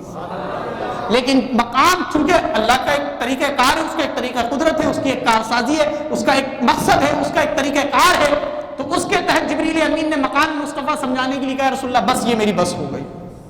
اب آیا 5واں مرحلہ. کتنا؟ بولیے. پہلا مرحلہ کیا تھا؟ بھول گئے؟ پہلا مرحلہ کیا تھا؟ دوسرا نور کی سیڑھی, دوسرا, تیسرا فرشتوں کے پروں پر, کیا تیسرا, چوتھا جبریل امین کے پروں پر. اب جبریل امین کی انتہا ہو گئی. اب بیت المعمور سے سدرۃ المنتہا سے اب لامکانوں کا سفر شروع ہوتا ہے. تو ایک جنتی تخت ہے یا قالین ہے جسے کہا جاتا ہے رف. رف کیا کہا جاتا ہے؟ کیا کہا جاتا ہے؟ اللہ کے نبی صلی اللہ علیہ وسلم اس پر سوار ہوئے. اب دیکھیے براق کی طاقت اور اس کی قوت اور اس کی رفتار کا عالم آپ کو پتا ہے کتنا تھا. جہاں پہلی نظر پڑتی وہیں پر جہاں اس کا پہلا قدم پڑتا. اللہ کے نبی نے فرمایا کہ جو دوسرا مرحلہ آیا نور کی سیڑھی والا وہ اس سے زیادہ تیز تھا. تیسرا مرحلہ جو آیا کہ جو ملائکہ کے پروں پر تھا وہ اس سے زیادہ تیز تھا. کہ جو چوتھا مرحلہ جو آیا جبریل امین کے پروں کا وہ اس سے زیادہ تیز تھا. کہ اب جب میں لامکانوں کے لیے سدرۃ المنتہا سے جب میں نے آگے سفر کیا رف رف تک, کہ ان چاروں سے زیادہ رف رف تیز چلتا تھا. پھر اعلی حضرت رحمت اللہ تعالی علیہ نے کیا خوب جملہ کہا. آپ فتاوی رضویہ شریف کے اندر آپ لکھتے ہیں, کہتے ہیں جب لامکانوں میں رف رف گیا اور جب رف رف کی انتہا ہوئی تو اللہ تعالیٰ فرماتے ہیں رف رف کی بھی پھر یہاں پر آ کر بس بس ہو گئی. رف رف کی بھی یہاں پر آ کر بس بس ہو گئی. رف رف بھی کہتا ہے کہ یا رسول اللہ اس سے آگے حد نہیں ہے. اب سنیے گا, آپ کو سارے مرحلے یاد ہیں. یہاں شان مصطفیٰ میں آپ کو بتانے لگا ہوں, آپ کی توجہ بتائے گی آپ نے کس قدر میری بات کو سمجھا. پہلا مرحلہ یہ تھا کہ براق تھا. دوسرا مرحلہ یہ تھا کہ نور کی سیڑھی تھی. تیسرا مرحلہ یہ تھا کہ ملائکہ کے پروں پر تھے. چوتھا مرحلہ یہ تھا کہ جبریل امین کے پروں پر تھے. پانچواں مرحلہ یہ تھا کہ وہ رف رف کے اوپر موجود تھے. جب رف رف کی بھی انتہا ہوئی, اب اللہ کے نبی کے لیے اللہ نے فرمایا ادعو منی یا احمد, اے میرے پیارے, اے میرے محبوب, اے میرے حبیب, اے میرے قرب والے, اے میرے خاص بندے مجھ سے قریب ہو جا. تو اب دیکھیے تمام کی طاقتیں آنے والی کی پہلے والے سے بڑھ کر رف رف کی براق کی نور کی سیڑھی براق سے زیادہ تیز, نور کی سیڑھی سے زیادہ فرشتوں کے پر تیز, فرشتوں کے پر سے زیادہ تیز جبریل امین کے پر تیز, جبریل امین کے پر سے زیادہ رف رف تیز ہوتا. ٹھیک ہو گیا. اب اللہ کے نبی اپنی قوت کے ساتھ اکیلے تنہا چل رہے ہیں لامکانوں میں. لامکانوں میں اب تنہا چل رہے ہیں. اب کوئی سواری, کوئی گائیڈ لائن, کوئی جناب گائیڈ موجود نہیں ہے. اب کس طرح اللہ کے نبی فرماتے ہیں میں نے جو پہلا قدم اٹھایا, پہلا قدم کس طرح اٹھایا. اللہ کے نبی نے فرمایا کہ پہلا قدم میرا اتنا بڑا تھا, اتنی طاقت والا تھا, اتنے مقام والا تھا, اتنی اہمیت والا تھا, اتنے عروج والا تھا, اتنی بلندیوں والا تھا, اتنی رفعتوں والا تھا, اتنی شانوں والا تھا. کہتے ہیں کہ جو براق نے سفر طے کیا وہ ایک طرف, جو نور کی سیڑھی نے سفر کیا وہ اس میں جمع کر لو. کہنے لگے جو ملائکہ کے پروں پر سفر کیا وہ ایک طرف کر لو. کہنے لگے جبریل امین کے پروں پر جو سفر کیا وہ ایک طرف کر لو. اور رف رف پر جو میں نے سفر کیا وہ سارے جمع کر لو, یہ ایک طرف تھا. کہنے لگے میں نے پہلا قدم اٹھایا, دوسرا اٹھایا, وہ ان تمام سفروں پر بھاری سفر تھا. یہ شان مصطفیٰ ہے. کہنے لگے تمام جو نورانی لوگوں کی حدیں ہو گئی تو پھر اللہ کے نبی کے نور کی ابتدا شروع ہوئی. کہنے لگے پھر میں لامکانوں میں گیا اور پھر 1 2 3 4 5 6 100 1000 10,000 20,000 نہیں, میں نے 70 کا حصہ بتا دیا نا آپ کو کس لیے استعمال ہوتا ہے عرب میں, ان گنت کے لیے, انکاؤنٹیبل, ان لمیٹڈ, جس کی کوئی کاؤنٹنگ نہیں ہو سکتی, کوئی اس کو عقل میں نہیں لا سکتا. علماء نے فرمایا, امام فخر الدین رازی رحمۃ اللہ تعالیٰ علیہ, آپ نے اس چیز کو لکھا, آپ نے فرمایا 1 2 3 10 12 15,000 مرتبہ نہیں بلکہ 70,000 مرتبہ اللہ نے فرمایا ادعو منی یا احمد, اے میرے پیارے مجھ سے قریب ہو جاؤ. پھر وہ قرآن مجید کی والی آیت آ گئی. کون سی آیت؟ اللہ کے نبی نے فرمایا فَقَانَ قَابَ قَوْسَيْنِ أَوْ أَدْنَىٰ. یہ اتنا مشکل ترجمہ ہے کہ اگر اس کو ہم سمجھانے جائیں تو بعض اوقات علماء بھی مشکل میں پڑ جاتے ہیں کہ اب ہم تک کیسے پہنچایا جائے. بس اتنا سمجھیے گا میرے امام نے کہا تھا وہی ہے اول, وہی ہے آخر, وہی ہے ظاہر, وہی ہے باطن, اسی کے جلوے اسی سے ملنے اسی سے اس کی طرف گئے تھے. سمجھ آ گئی؟ کہنے لگے یہ تو قوم کے لیے تھا, یہ کون ہے کیا ہے؟ کہنے لگے حقیقت میں تو وہ نور خدا کا ایک جز تھے جو اس سے ملنے معراج کے لیے چلے گئے. پھر اللہ کے محبوب صلی اللہ علیہ وسلم نے فرمایا کہ مجھ سے میرے رب نے بہت ساری باتیں کی, میں نے جنت بھی دیکھی, میں نے دوزخ بھی دیکھی, اور میں نے تمام چیزوں کو دیکھا. اور دیکھنے کے بعد آپ تصور کرتے ہیں, آپ تصور کیجئے حضرت موسیٰ علیہ السلام جو آپ نے نمازوں کا سنا ہوگا, میں اس کو دہراتا نہیں, بس ایک صرف ٹچ دینے کے لیے, عشق کی چنگاری کو مزید بڑھانے کے لیے, کہ وہ جو مکالمہ ہوا 9 دفعہ اللہ کے نبی واپس گئے کہ 5 کر کے کم کروائی گئی. تو یہاں پر آپ کو پتہ ہے یہاں صوفیہ ایک بڑا اہم نقطہ لکھتے ہیں. یہ عشق والوں کی بات ہے, یہ علماء تو ہیں ٹھیک ہے, لیکن یہاں عشق والوں کی بھی بات ہو جائے نا یار. صوفیہ یہاں پر ایک اہم نقطہ دیتے ہیں. آپ فرماتے ہیں کہ اللہ جل وعلا کریم نے حضرت موسیٰ کے دل میں یہ بات ڈالی تھی کہ آپ 5 کر کے نمازیں کم کروائیں. ٹھیک ہے, ڈائریکٹ بھی اگر ایک دفعہ کہتے تو ایک دفعہ جا کے اللہ کر دیتا نا بھائی, ایک دفعہ بھی میں کام ہو سکتا تھا, 9 چکر کیوں تھے؟ کہنے لگے گویا ہمارے صوفیہ فرماتے ہیں گویا رب یہ چاہ رہا تھا محبوب تجھے ایک دفعہ دیکھا ہے میں پھر بار دیکھوں، پھر دوبارہ دیکھوں، پھر دیکھوں، میں پھر دیکھوں. اور یہاں حضرت موسیٰ کے عشق کو توانائی مل رہی تھی، یا حضرت عیسیٰ سلام اللہ تعالی علیہ الصلوۃ والتسلیم کو بھی توانائی، حضرت موسیٰ علیہ السلام کو بھی توانائی مل رہی تھی کہ رب جہاں تو اپنے محبوب کا دیدار کرنا چاہتا ہے بار بار، وہیں یہ موسیٰ بھی بار بار دیدار کرنا چاہتا ہے. یہ عشق والوں کی باتیں ہیں. پھر اللہ کے نبی صلی اللہ تعالی علیہ وسلم زمین پر تشریف لے کر آ گئے، اور جب تشریف لے کر آئے تو پھر آپ نے سنا ہوگا بارہا کہ اہل مکہ نے پھر مخالفتیں شروع کر دی. اور پھر یہ واقعہ معراج پتہ ہے کیا ہے؟ کچھ لوگ یہاں پر ایک بات کرتے ہیں، وہ یہ کہتے ہیں کہ بھائی اللہ کے نبی صلی اللہ تعالی علیہ وسلم نے خواب میں دیکھا تھا اللہ کو. ٹھیک ہے، میں آپ سے کہوں آپ نے خواب میں یورپ دیکھا، آپ مجھے آ کر کہیں یورپ دیکھا تو میں کہوں ٹھیک ہے. آپ جب اچنبا کہاں پر ہوگا، پریشانی کہاں ہوگی، تکلیف کہاں پر ہوگی؟ جب آپ کہیں گے میں نے رات کے مختصر سے حصے میں یوں گیا یوں آ گیا، میں کہوں گا پاگل بنا رہے ہو. ٹھیک ہے، اللہ کے نبی صلی اللہ علیہ وسلم کی جو معراج ہے نا، یہ خود ڈکلیئر کرتی ہے، خود فیصلہ کرتی ہے، یہ خود عیاں ہوتی ہے کہ وہ جسمانی معراج کی. کیوں؟ اللہ کے نبی نے جب صبح نماز فجر کے بعد بتایا کہ میں رات کے مختصر سے حصے میں بیت المقدس گیا، بیت المقدس سے لامکان گیا، اپنے رب سے ملاقات کی، جنت دیکھا، دوزخ دیکھا، حوض کوثر دیکھا، جناب میں نے تمام جنت کی نہروں کو دیکھا اور میں واپس آ گیا. تو ابھی جو نئے نئے ایمان لے کر آئے تھے نا، جزوی ایمان لے کر آئے تھے، مان گئے تھے ہاں ٹھیک ہے، اور ان کی نیت یہ تھی ایمان تو لے کر آ گئے، ابھی ہم انہیں ٹیسٹ کریں گے، ہم انہیں دیکھیں گے، انہیں بھاپیں گے کہ ہمیں کب تک ان کے ساتھ چلنا ہے، اور چلنا بھی ہے کہ نہیں چلنا ہے. جو یہ اللہ کے نبی نے معراج کو بیان فرمایا، سارے وہ جو لوگ جن کے دلوں میں ابھی اسلام کو لے کے شک و شبہات موجود تھے، وہ اسلام سے پھر گئے، فوراً سے باہر ہو گئے. تو باہر ہونا خواب کے اندر ہوتا تو لوگ کہتے ٹھیک ہے آپ نے دیکھا ہے. باہر ہونے والے یہ بتا رہے ہیں کہ یہ معراج خواب والی نہیں تھی بلکہ حقیقی معراج جسم کے ساتھ تھی. ٹھیک ہو گیا. اب عبد جو ہے نا، یہاں پر کہا عبد ہی میں اپنے بندے خاص کو لے گیا. عبد جو ہے نا، ایک بات ہے خالی روح کو عبد کہا جاتا ہے، روح بندہ ہوتی ہے بھائی؟ نہیں ہوتی. خالی جسم بندہ ہوتا ہے؟ نہیں ہوتا. ہم کہیں گے یہ مردار ہے، روح بندہ نہیں ہے. ان دونوں کے مرکبات، ان دونوں کا ملنا یہ بتاتا ہے کہ یہ جسم ہے اور یہ بندہ ہے. رب نے یہ فرمایا عبد ہی میں اپنے بندے خاص کو روح اور جسم کے ساتھ حقیقی طور پر لامکانوں تک لے گیا. وہاں جا کے میں نے اپنے محبوب سے باتیں بھی کی ہیں. پھر اللہ کے نبی صلی اللہ علیہ وسلم نے فرمایا بڑا مکالمات، تحیات للہ والصلوات والطیبات، یہ سارا اللہ کی بارگاہ میں پیش کیا. آقا کریم علیہ السلام نے فرمایا کہ میرے رب نے مجھ سے پوچھا محبوب معراج پر آئے ہو، کچھ تحفہ لائے ہو؟ کہنے لگے یا رسول اللہ میں وہ چیز یا باری الہ میں وہ چیز لے کر آیا ہوں جو تیرے پاس نہیں ہے. رب نے فرمایا رب علیم بذات الصدور ہے، وہ تو سینوں کے اندر چھپے ہوئے علموں کو جانتا ہے، لیکن چونکہ شوق بڑھانا ہے، ذوق بڑھانا ہے، پیار کو آگے لے کے چلنا، عشق کی چنگاری کو مزید طول دینا ہے، تو آپ فرماتے کہ اللہ نے فرمایا کہ کیا لاتے ہو؟ تو میں نے کہا یا رب میں تو وہ چیز لایا ہوں جو تیرے پاس نہیں ہے. آگے رب فرماتا ہے کہ کیا لائے ہو؟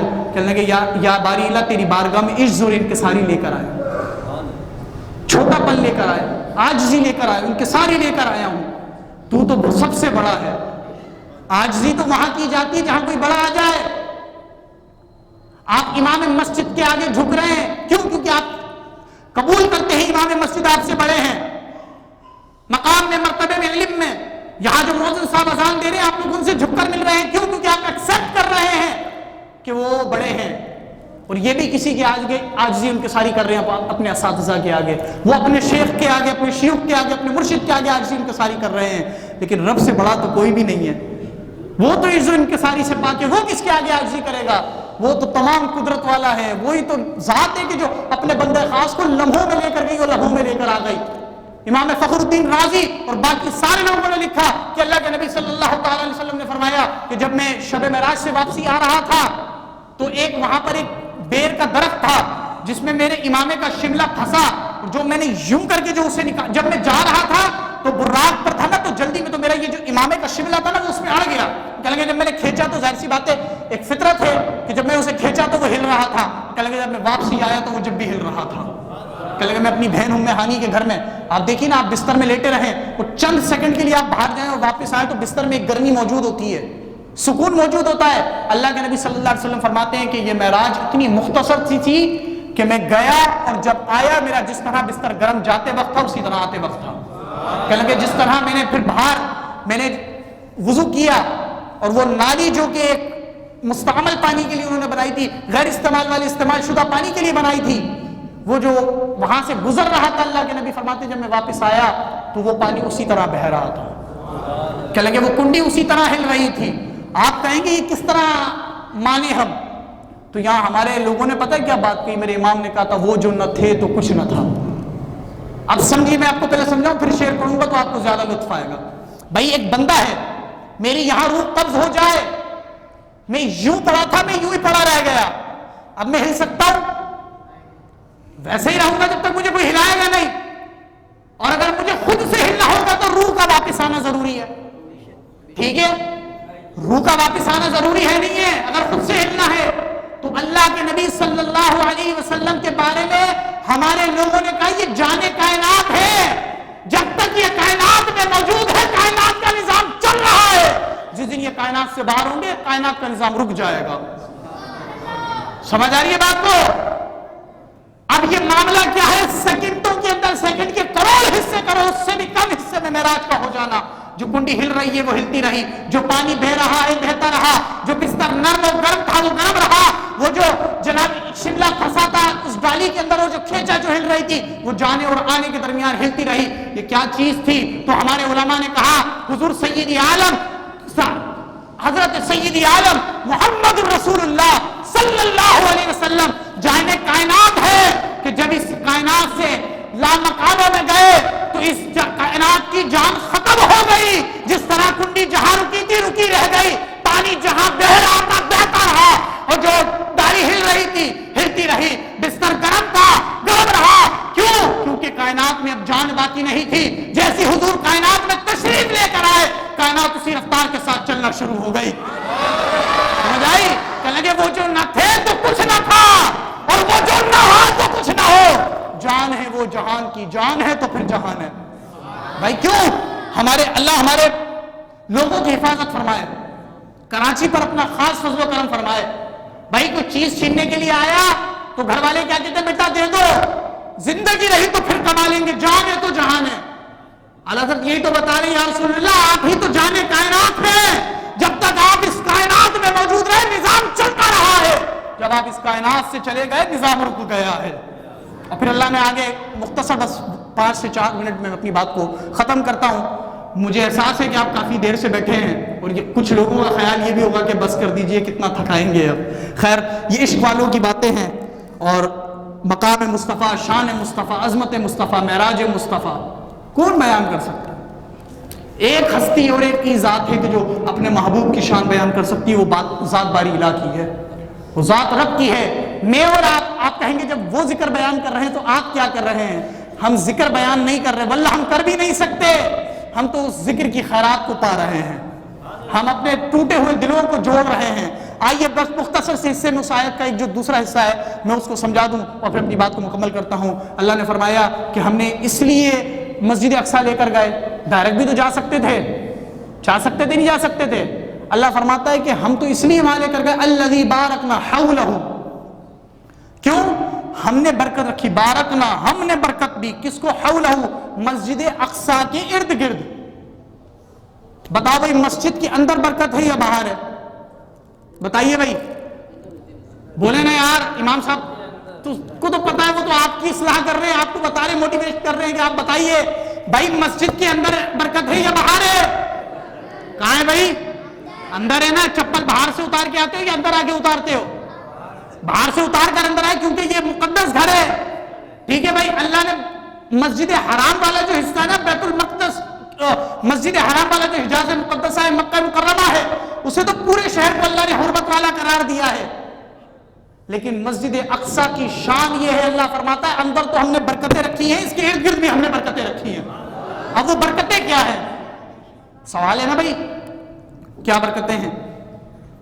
وہ برکتیں یہ ہیں، ہمارے تمام مفسرین کرام نے اس چیز کو لکھا ہے. آپ نے فرمایا مسجد اقصیٰ کے باہر 70 انبیاء کرام کی قبریں موجود ہیں. کتنی موجود ہیں؟ اچھا 70 کا میں بار بار آپ کو بتا رہا ہوں، آپ سمجھیں اس بات کو، آپ اس کی اہمیت کو سمجھیں.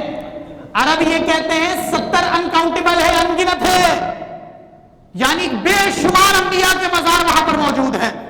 اب آپ کہیں گے کہ دلیل دیجئے، تو دلیل یہ ہے کہ بھائی حضرت یوسف علیہ السلام کی قبر بنی وہاں پر، تو وہاں پر جو نا ایک نہر تھی، کیا تھی؟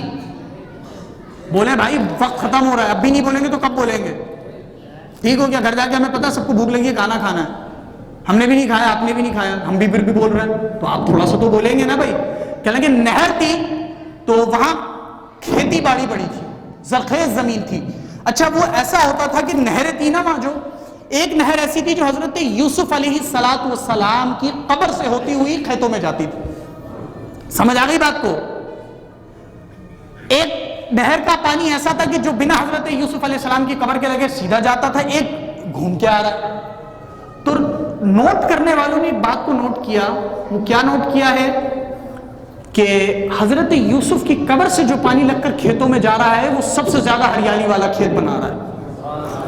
اتنی برکتیں، یعنی پانی ایک ہی نہر کا ہے لیکن ایک جو کٹ آؤٹ ہے، جو ایک راستہ ہے وہ حضرت یوسف علیہ السلام کی قبر سے ہوتا ہوا آ رہا ہے، ایک ڈائریکٹ آ رہا ہے، وہ انہوں نے رائٹ سر جوڑ کر بیٹھ گئے، بولے ہاں یہ برکت اللہ نے حضرت یوسف کی وجہ سے عطا کی ہے۔ اس کا پھل سب سے زیادہ اس لیے ہے کیونکہ حضرت یوسف کی قبر کا پانی سے لگ رہا ہے۔ پانی ایک ہی ہے لیکن نسبت اللہ کے نبی کی قبر کے ساتھ ہو گئی ہے۔ ایک میں کیا تیرے میرے سیاہ کی حقیقت کتنی، مجھ سے 100 لاکھ کو کافی ہے اشارہ تیرا۔ ہماری کیا حیثیت ہے، کیا اوقات ہے، جہاں بڑوں کی بات آ جائے اور جہاں بڑوں کی نسبت کی بات آ جائے، پانی ایک ہی ہوتا ہے، نہر بھی ایک ہی ہے، بس سسٹم الگ الگ ہے۔ ایک کا سسٹم حضرت یوسف کے قدموں سے گزرتا ہے، ایک ڈائریکٹ چلی جاتی ہے، جہاں حضرت یوسف کی قبر سے جاتا ہے پانی، وہاں ہریالی بھی ہے، پھل اور پھول زیادہ کھل رہے ہیں۔ تو پھر آپس میں دو گروپ میں تصادم ہو گیا، کیا ہو گیا؟ لڑائی ہو گئی۔ بنی اسرائیل والے آپس میں کہنے لگے حضرت یوسف صرف تمہارے نبی تھوڑی ہیں، جن کے ادھر کھیت ہیں حضرت یوسف کی طرف، اور جو ایک یہ والے کھیت ہیں جو سبزہ تو پا رہے لیکن کم پا رہے ہیں، تو آپس میں اب دونوں لڑ رہے ہیں، بولے یار تمہارے اکیلے کے نبی تھوڑی ہیں، نبی تو ہمارے بھی ہے، لہذا ہمیں بھی اس کی برکت دو۔ تو ان میں جب تصادم بڑا، چونکہ جو دوسرا والا گروپ تھا وہ پاورفل تھا، اس نے حضرت یوسف کی قبر کو کھودا، وہ کھود کے اس میں سے تابوت نکال کر وہ دوسری طرف لے گئے۔ اب وہی معاملہ کہ جب نہر کا پانی ادھر سے حضرت یوسف کی قبر کو چھوٹا ہوا ان کے کھیتوں میں جاتا، تو اب ان کے کھیتوں کی ہریالی بڑھ گئی، ان کی کم ہو گئی۔ آگے الذی بارکنا حولہ، اللہ فرماتا ہے ہم نے اس کے ارد گرد برکتیں رکھی ہیں۔ برکتیں کیا ہیں یار؟ اللہ کے پیاروں کے قدموں سے لگنے والا پانی بھی برکت والا ہو جاتا ہے۔ تیری راہ میں جان دیے جان، جو تم کہہ رہے ہو کیے جان، ہمارا اپنا کیا ہے؟ کہنے لگے جب ظاہر سی بات ہے اب یہ بھی اسٹریس میں آ رہے ہیں، پریشان ہو رہے ہیں کہ یار پچھلے سال تک تو ہم اتنا کما رہے تھے، اب تو ہمارے حال برا، جو تمہارا حال تھا وہ ہمارا ہو گیا، تبادل کیوں ہو گیا؟ پھر بڑے شورا کے لوگ بیٹھے اور بڑے عقل مند اور دانا لوگ بیٹھے، انہوں نے بولا کیا کیا جائے؟ انہوں نے کہا ایک کام کرتے ہیں چھوٹا سا، حضرت یوسف علیہ السلام کی جو قبر ہے نا، ہم اس کو لاتے ہیں درمیان میں، اور ہم جو نہر کا پانی ہے دونوں راستے ہم بند کریں گے۔ سمجھ رہے بات کو؟ آپ کو آ رہی ہے بات سمجھ؟ کہیے سبحان اللہ۔ ٹھیک ہے، یہ بات کر کے میں نے اپنی بات ختم کر دینی ہے، ٹھیک ہے؟ یہ دیکھیے حضرت موسیٰ کی قبر کو ہم لا رہے ہیں درمیان میں، دونوں راستے ہم نے کرنے ہیں بند، اور نہر کا ایک راستہ ہم ایسے دیں گے اور ایسے کر کے، سنیے گا، یہ قبر آ گئی، یہ نہر کا پانی کھلا کے لگے، ہم دو راستے بنائیں گے جو قبر یوسف علیہ السلام پر آئیں گے، اور ایک اس طرف چلے جائے گا، ایک اس طرف چلے جائے گا۔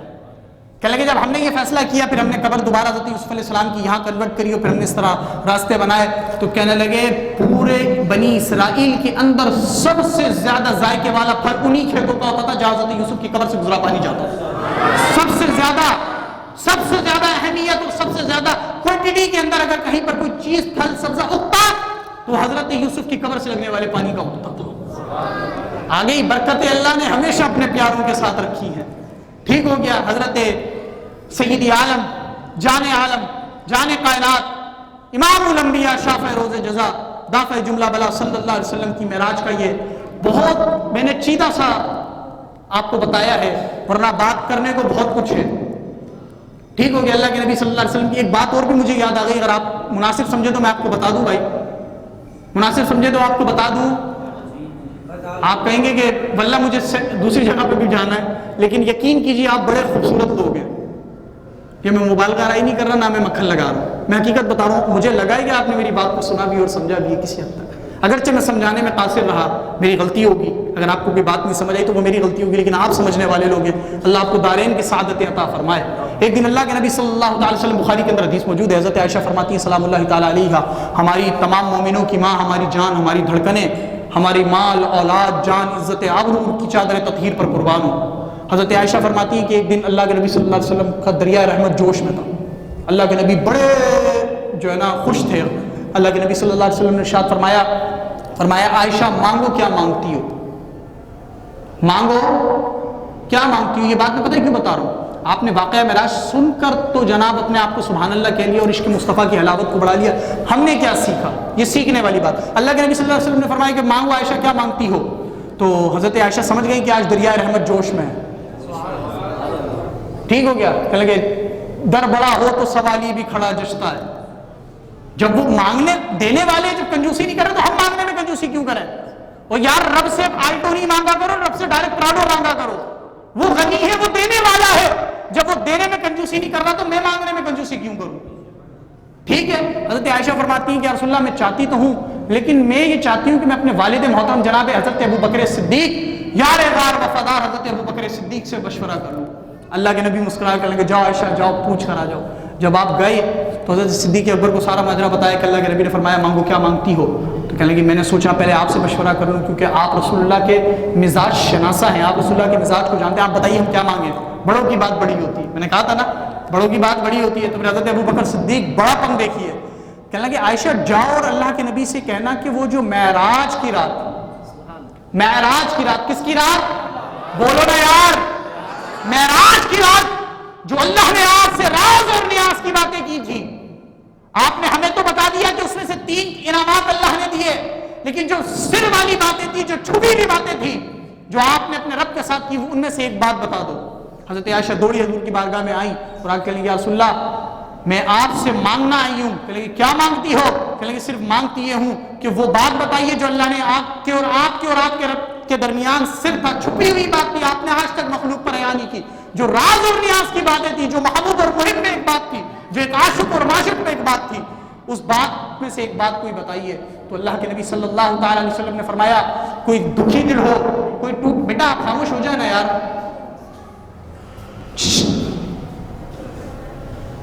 اگر آپ کو کوئی مسئلہ آپ چلے جانا، ڈسٹرب نہ کرو یار۔ درود شریف پڑھی اللہم صلی علی سیدنا مولانا محمد معدن الجود والکرم وعلی وبارک وسلم۔ اللہ کے نبی صلی اللہ علیہ وسلم نے کی بارگاہ میں جیسی عرض کی کہنے لگی جو سر والی باتیں، جو چھپی ہوئی باتیں جو آج تک کسی کو نہیں پتا آپ بتائیے۔ تو حضرت عائشہ رضی اللہ تعالیٰ عنہ فرماتی ہیں میری ماں کہ حضور مسکرائے، لیکن میں نے یا رسول اللہ آپ کیوں مسکراتے؟ کہنے لگے ایسی بات صرف ابو بکر ہی کر سکتا ہے، بڑوں کی بات بڑی ہوتی ہے، کہنے لگے ایسی بات ابو بکر ہی کر سکتا ہے۔ تو آپ نے فرمایا کہ ایسا کوئی شخص ہو کہ جس کا دل ٹوٹ گیا ہو، کسی بھی وجہ سے ٹوٹ گیا، ہمارا تو دل ہی عجیب ہے، کسی کی دنیا دار کی محبت میں ٹوٹ جاتا ہے۔ آج اس نے مجھ سے کال پہ بات نہیں کری تو میرا دل ٹوٹ گیا ہے، وہ آج بنا بتائے پھپھو کے گھر چلی گئی تو میرا تو دل ٹوٹ گیا۔ یار دل اللہ اور اس کے رسول کے ساتھ لگاؤ، یہ وہ محبت کرنے والے شخصیات ہیں، یہ وہ ذاتیں ہیں جب ان کے ساتھ آپ محبت کرتے ہو یہ آپ کو بے آسرا نہیں چھوڑتی۔ انہوں نے قبر میں تمہارا پیچھا چھوڑنا ہے کیا؟ یہ تو قبر میں بھی آ کر کہیں گے کہ یار چھوڑ دو یہ اپنے ہی ہیں۔ انہوں نے تو حشر میں بھی جب تو روب اور دبدبے کا عالم ہے، کوئی کسی کو نہیں پہچان رہا، سگے رشتے ختم ہو رہے ہیں، اس وقت بھی اللہ کے محبوب کی شفاعت ہمارے لیے ہے۔ پل صراط پر جب لوگ کٹ کٹ کر گاجر اور مولی سے بھی زیادہ جلدی کٹ رہے کے گر رہے ہوں گے، اس وقت کس نے آ کر ہمیں سنبھالنا؟ پاہے کوبا پل سے گزریں گے تیری آواز پر، لیکن جھٹکوں میں بجلی کی طرح امام کہتے ہیں، اعلیٰ حضرت کہتے ہیں کہ ہم گزر جائیں گے، پائے کوبا پل سے گزریں گے تیری آواز پر، رب سلم کی صدا پر وجد لاتے جائیں گے۔ کہیں گے ہم تو جب اللہ کے نبی فرمائیں گے پل صراط پر کھڑے ہوں گے، رب سلم یا اللہ میری امت کو سلامتی دے، یہ جنت میں فوراً داخل ہو جائیں، پل صراط پر پار کر لیں۔ تو کہیں گے جب سامنے مصطفیٰ کریم کھڑے ہوں گے تو ہم بے خوف ہو کے مستانہ وار دیوانہ وار جھومتے ہوئے جنت میں جا رہے ہوں گے۔ آپ دیکھیے نا کتنا محبوب ہے۔ حالانکہ کسی کا دل اگر دنیا میں ٹوٹا ہو اور اس سے جا کر 4 بول خوبصورت بول کر، محبت والے بول کر اس کے دل کو جب آپ جوڑ دیں گے تو اللہ فرماتا ہے کہ قیامت کے دن ہمیں انہیں بلا حساب و کتاب جنت داخلہ عطا فرما دیں گے۔ ٹھیک ہو گیا، آج اگر آپ کو کوئی دکھی ملے تو ہمارا کیا کام ہے؟ جنت کمانے کا بہترین نسخہ مل گیا نہیں مل گیا؟ پھر حضرت عائشہ دوڑی اور اپنے والد کے پاس گئیں اور جا کر کے عرض کی بابا جان سید عالم نے فرمایا کہ ٹوٹے ہوئے دل کو جوڑنے والا بلا حساب کتاب جنت میں جائے گا۔ اب یہ بات بتا خوش ہونے والی ہے یا نہیں ہے؟ نسخہ ملا نہیں فری میں، مل گیا جنت میں جانے کا، لیکن حضرت ابوبکر صدیق رو رہے ہیں۔ اللہ اکبر، بابا جان یہ تو خوش ہونے کی بات ہے، آپ کیوں رو رہے ہیں؟ کہنے لگے میں اس لیے رو رہا ہوں، تم تصویر کا ایک رخ دیکھتی ہو، میں نے 2 رخ دیکھ رہا ہوں۔ کہنے لگے کیسے؟ کہنے لگے حضور نے فرمایا کہ جس نے ٹوٹے ہوئے دلوں کو جوڑ دیا وہ جنت میں بلا حساب و کتاب چلے جائے گا، اور اگر دوسرا رخ یہ کہ اگر کسی کا دل میری وجہ سے ٹوٹ گیا تو میرا کیا بنے گا؟ تو ہمیں آج اصلاح کی ضرورت ہے، اور بہت آپ نے واقعہ معراج کا نماز کا تحفہ ملا، اور اللہ نے فرمایا کہ آپ کی امت کے لیے تحفہ یہ ہے کہ سورہ بقرہ، ٹھیک ہے، سب سے بڑی سورت اور پہلی سورت کی آخر کی 2 آیتیں جو شخص عشاء کے بعد پڑھ لے تو گویا ایسا ہے کہ جس نے ساری رات عبادت میں گزار دی۔ اور تیسرا تحفہ یہ ہے کہ اللہ نے کہا کہ محبوب آج آپ ہمارے پاس آئیں، مانگے کیا مانگتے ہیں، کیا تحفہ چاہیے؟ منہ مانگا اللہ تحفہ عطا فرما رہا ہے۔ آپ کی برتھ ڈے ہو نا، کوئی آیا ہوا ہو تو آپ کو گفٹ دے رہا ہے، ٹھیک ہے، وہ آپ کھولیں گے تو آپ کو پتہ لگے گا کیا ہے، لیکن ایک شخص انہی مجمع میں اٹھ کے کھڑا ہو، تو بتا تجھے کیا چاہیے، تو آپ اس بندے کی اہمیت کا اندازہ لگائیں گے کہ سامنے والے کی نظر میں اس کی اہمیت کیا ہے، وہ منہ مانگا تحفہ دے رہا ہے۔ اب محبوب کریم صلی اللہ تعالی علیہ وسلم نے فرمایا کہ محبوب کریم اللہ نے مجھ سے کہا کہ کیا مانگتے ہو، تو اللہ کے محبوب نے کیا مانگا ہوگا؟ آپ میں سے بہت سارے لوگ بچوں والے ہیں، آپ کے بچے ہوں گے چھوٹے، جب آپ گھر سے نکلتے ہوں گے تو آپ کے بچے کہتے ہوں گے نا بابا جاگنے کی اجازت نہیں ہے، رو رہے، اچھا بھائی ایک شرط پہ جانے دیں گے، میرے لیے فلاں چیز لے کر آنا، ایسا ہے یا نہیں ہے؟ ایسا ہے نہیں، بچوں کو راضی کرنے کے لیے، اور جب آپ گھر میں بلا چیز لیے گھس جائے، ہاں بھائی آپ تو کہہ کر کہتے لائے کہ نہیں لائے، یعنی باہر بندہ جا رہا ہے کسی کام سے لیکن بچوں کو یاد رکھ رہا ہے۔ اب دیکھیے اللہ اپنے محبوب سے فرما رہا مانگو کیا مانگتے ہو، ایسے وقت میں جب بچوں کو یاد کیا جاتا، محبوب مصطفیٰ مانگتے تو سیدہ زہرا کے لیے مانگتے، چاہتے مانگتے تو امام حسن مجتبیٰ کے لیے مانگتے، اگر مانگتے تو امام حسن کے لیے مانگتے یا اپنے گھر والوں کے لیے مانگتے۔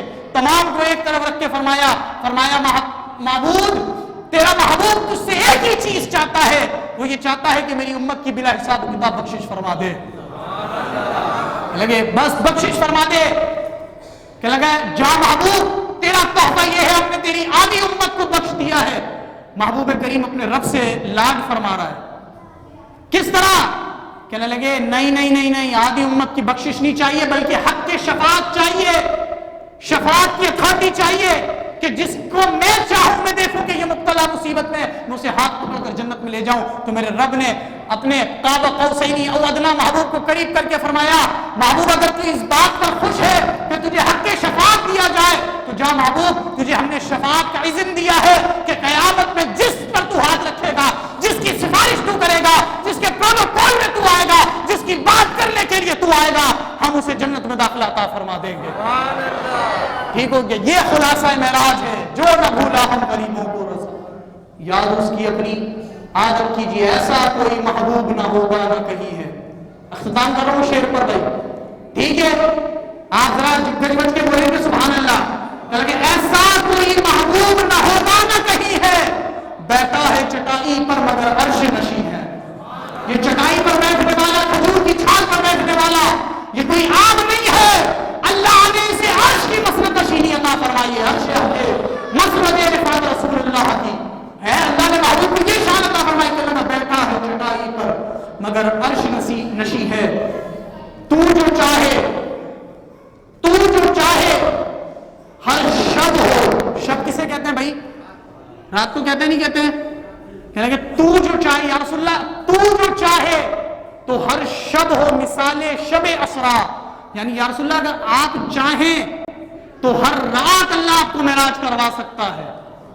یہ شان ہے، یہ محبوبیت کا مقام ہے، یہ خاص ہونے کی نشانی ہے، کہ تو جو چاہے تو ہر شب ہو مثال شب اسرا، تیرے لیے 2-4 قدم عرش بری ہے۔ لگے یہ اتنا سفر کیا ہے؟ براق پر جانا، فرشتوں کے سر پر جانا، نور کی سیڑھیوں پر جانا، کہ یہ چیزیں کچھ بھی نہیں، اگر اللہ کے محبوب چاہے تیرے لیے 2-4 قدم عرش بری ہے، کہ لگے ہر ایک کو میسر ہے کہاں اس در کی غلامی۔ سمجھ آ رہا بھی شعر؟ میسر کسے کہتے ہیں؟ ہر کسی کو ملتی ہے اس در کی غلامی؟ کہ لگے نہیں، ہر ایک کو میسر ہے کہاں اس در کی غلامی۔ اس در کا دربار کہتے ہیں، خادم کو کسے کہتے ہیں؟ شعر کا تسلسل اس لیے ٹوٹ رہا ہے، آپ کو سمجھانا پڑ رہا ہے۔ دربان کسے کہتے ہیں بھائی؟ کسے کہتے ہیں بھائی؟ جلدی بولیے، ختم نہ یار، آخری شعر اب بھی نہیں بولیں گے کیا؟ اس در کا تو دربان کہتے ہیں خادم کو، کہ لگے ہر ایک کو میسر ہے کہاں اس در کی غلامی، اس در کا تو دربان بھی جبریل امین ہے۔ شب اسرا کے دولہ پر دائم درود، نوشائے بزم جنت پہ لاکھوں سلام۔ کہ لگے قصہ طور و معراج سمجھے کوئی، قصہ طور و معراج سمجھے کوئی بے ہوش جلووں میں گم ہے کوئی، کس کو دیکھا یہ موسیٰ سے پوچھے کوئی، آنکھ والوں کی ہمت پہ لاکھوں سلام۔ اقول قولی ھذا واستغفر اللہ لی ولکم وما علینا الا البلاغ المبین۔ صلاۃ والسلام۔